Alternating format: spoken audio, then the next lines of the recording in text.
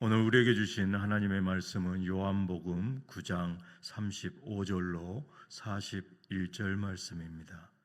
요한복음 9장 35절로 41절입니다. 다 찾으셨으면 한 절씩 교독하겠습니다. 제가 먼저 35절을 봉독해 드리겠습니다. 예수께서 그들이 그 사람을 쫓아냈다 하는 말을 들으셨더니 그를 만나사 이르시되 내가 인자를 믿느냐? 대답하여 이르되 주여 그가 누구시오니까 내가 믿고자 하나이다. 예수께서 이르시되 내가 그를 보았거니와 지금 너와 말하는 자가 그이니라. 이르되 주여 내가 믿나이다 하고 절하니라.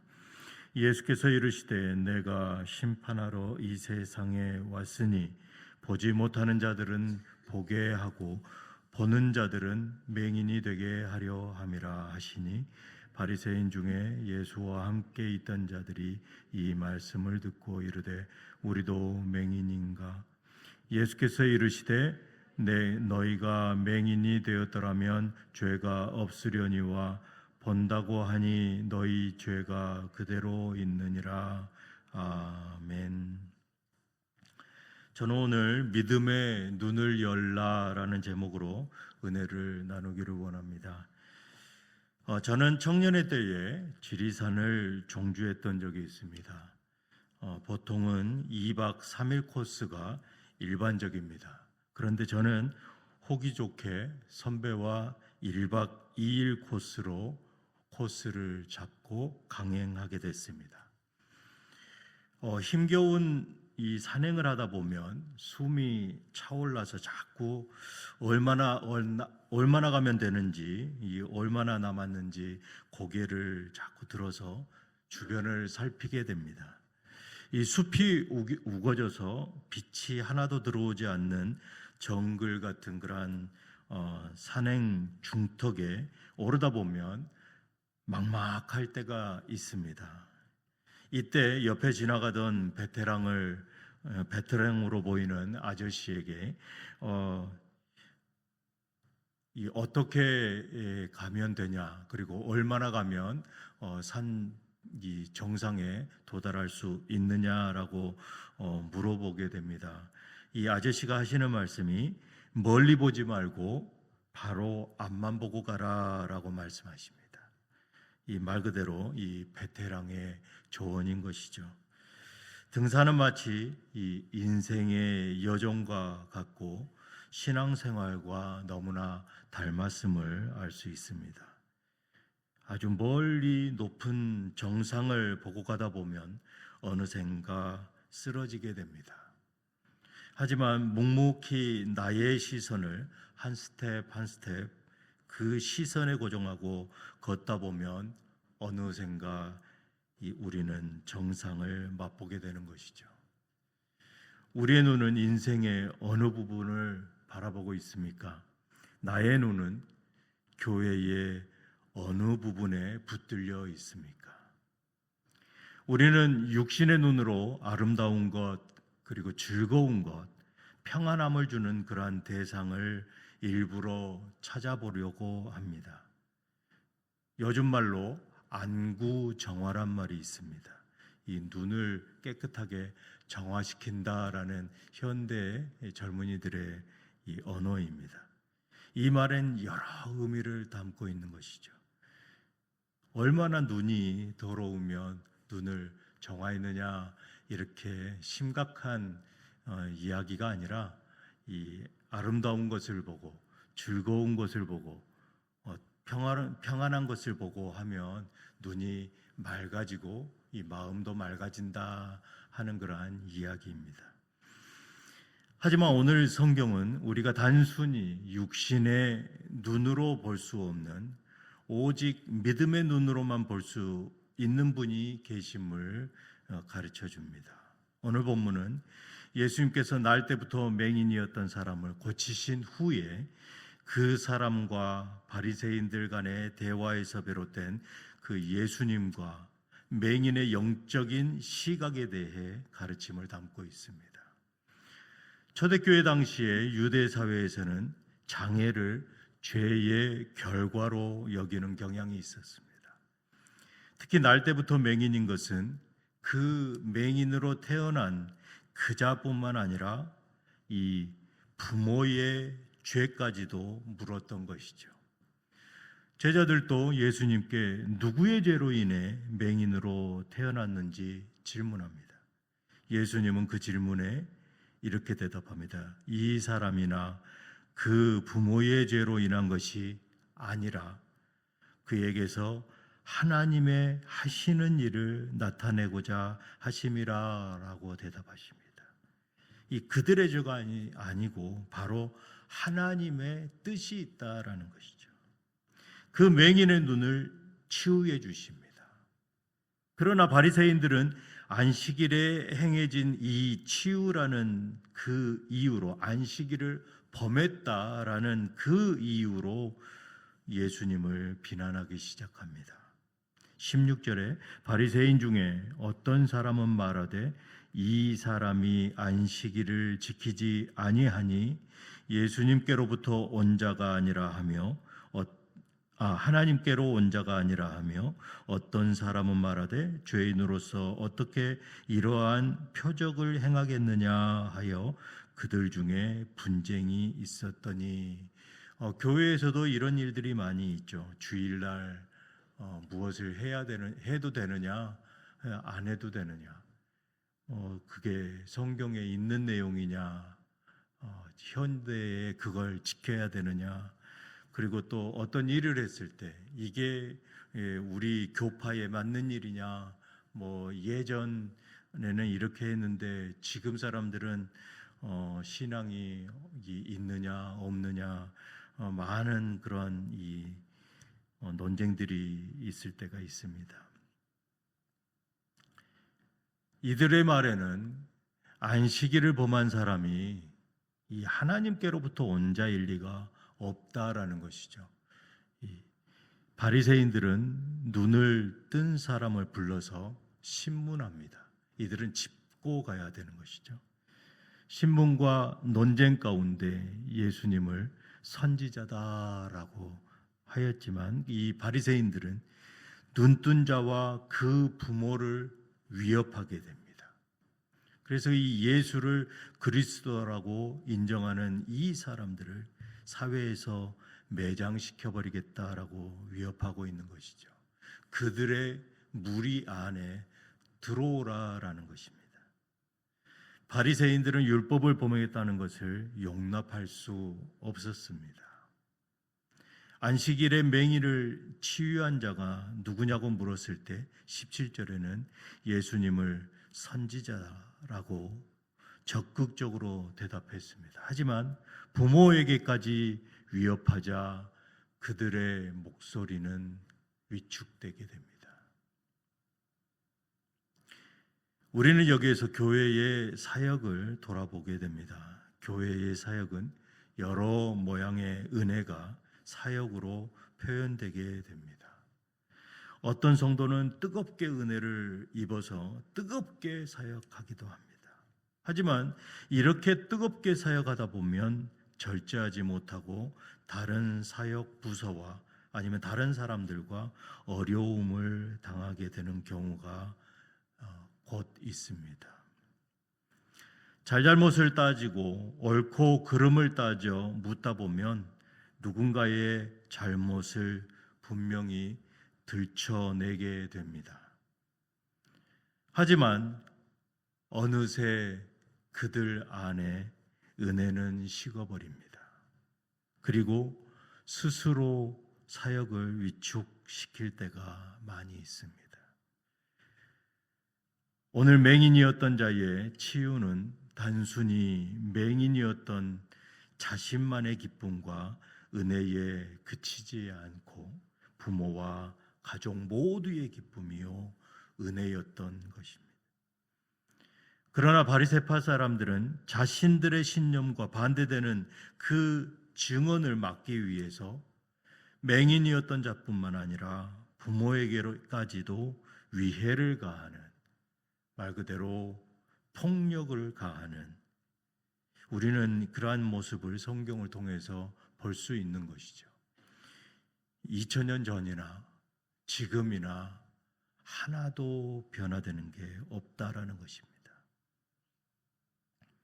7장에서 어떤 사람들은 예수님이 바로 선지자다라고 보는 이들도 있었고, 또 어떤 사람들은 그리스도가 어찌 갈릴리에서 나올 수 있겠느냐라고 무시하기도 했습니다. 바리새인들과 대제사장들이 배척하는 이 사람들의 주동자들이었습니다. 이들은 말씀도 많이 알고 있습니다. 하지만 나면서부터 맹인이었던 아주 무식한 그러한 이 장애를 가진 자와 그 부모는 아무리 그들이 예수님을 안식일을 범한 죄인이다라고 취급하였어도 그들의 영적인 눈, 그들의 믿음의 눈을 막지는 못했습니다. 그 논리와 이 성경 지식 가지고도 예수 그리스도를 만난 이 맹인과 그의 부모의 영적인 눈까지 막지는 못한다라는 것입니다. 36절에 주여 그가 누구시오니까 내가 믿고자 하나이다. 그들은 이미 마음의 눈이 열렸습니다. 믿음의 눈이 열려서 예수 그리스도를 맞이할 준비가 되어 있다라는 것이죠. 주여 그가 누구시오니까. 이제는 그의 입이 주로 고백하고 신앙 고백을 합니다.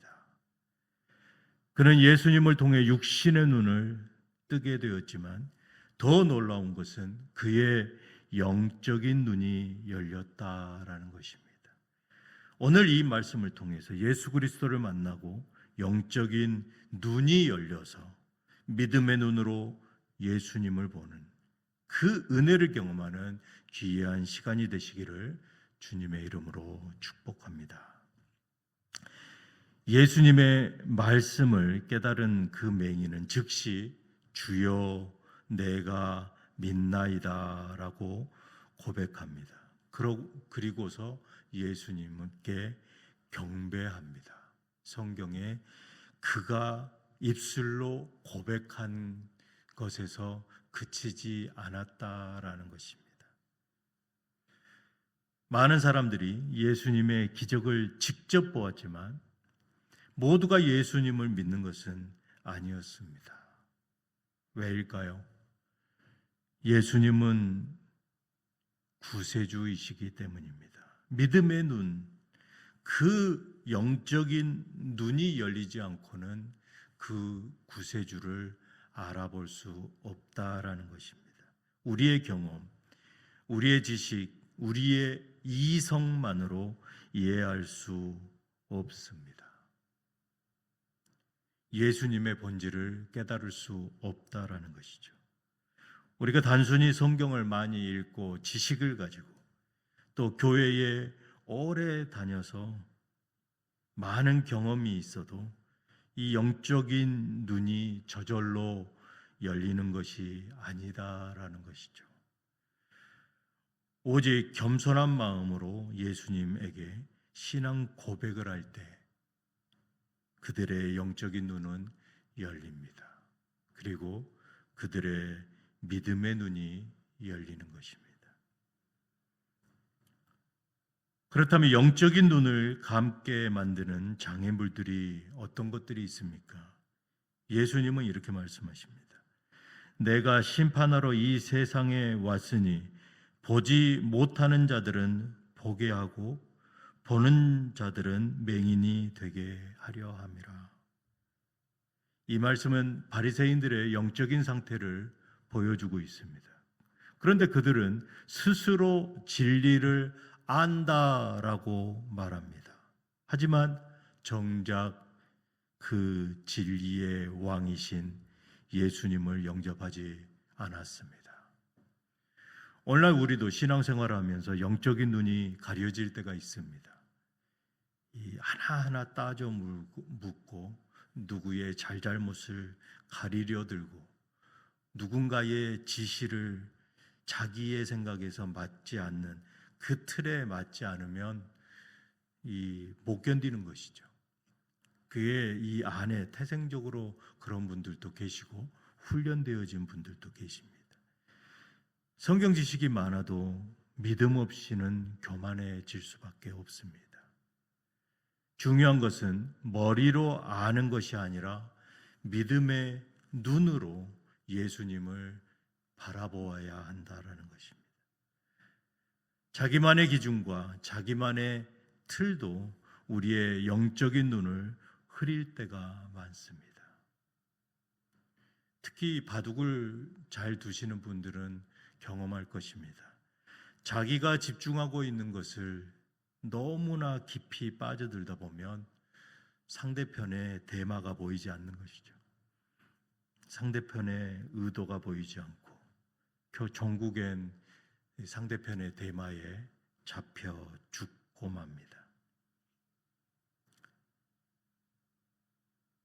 이러한 장애물들로 인해서 우리의 영적인 눈이 어두워지지 않기를 주님의 이름으로 축복합니다. 입술로는 이 교회를 위하여, 입술로는 이 은혜를 구하고, 입술로는 나의 열심을 표현합니다. 하지만 그것이 곧 장애가 될 수 있다라는 것을 우리는 깨닫기를 바랍니다. 우리가 신앙생활을 하면서 주변의 믿음의 눈이 열린 자들의 특징을 볼 수 있습니다. 이들은 먼저 믿음의 눈이 열리면 겸손해집니다. 자신의 이 경험과 지식을 뒤로 하고 항상 하나님께 의지하며 기다립니다. 또 믿음의 눈이 열리면 하나님의 말씀에 귀를 기울입니다. 그리고 그 말씀에 순종하며 살아갑니다. 또 믿음의 눈이 열리면 세상의 것을 쫓는 것이 아니라 하늘의 것을 갈망합니다. 이렇게 믿음의 눈이 열린 성도들은 날마다 주님만을 구하고 주님만을 바라봅니다. 주님만 바라보면 우리는 하나님 나라를 경험할 수 있습니다. 그리고 그 은혜의 기쁨 속에서 살아가야 된다라는 것입니다. 이러한 빛과 소금의 역할을 감당하는 귀한 유정의 성도들 되시기를 주님의 이름으로 축복합니다. 말씀을 맺겠습니다. 사랑하는 성도 여러분, 오늘 우리는 주님을 믿음의 눈으로 바라보고 계십니까? 날마다 맹인이었던 사람은 육신의 눈이 열리고 또한 그의 믿음의 눈으로 예수님을 주로 고백하고 경배하였습니다. 이번 한 주간 오늘 말씀을 붙들고 나의 믿음의 눈이 열려서 주를 바라보시기를 기도드립니다. 나의 지식과 경험을 의지하는 것이 아니라 그 나의 지식과 경험을 바탕으로 날마다 새로운 시각과 은혜의 눈을 열고 오직 믿음의 길을 가시기를 바랍니다. 오직 믿음으로 주님만을 바라보게 하여 주시옵소서. 예수님을 통해 참된 구원과 생명을 얻는 은혜를 허락하여 주시옵소서. 우리의 기도를 통하여 믿음의 눈으로 하나님 나라를 세우고 몸된 교회를 세우는 모든 유장의 성도들 되게 하여 주시옵소서. 예수 그리스도 이름으로 기도드리옵나이다. 아멘.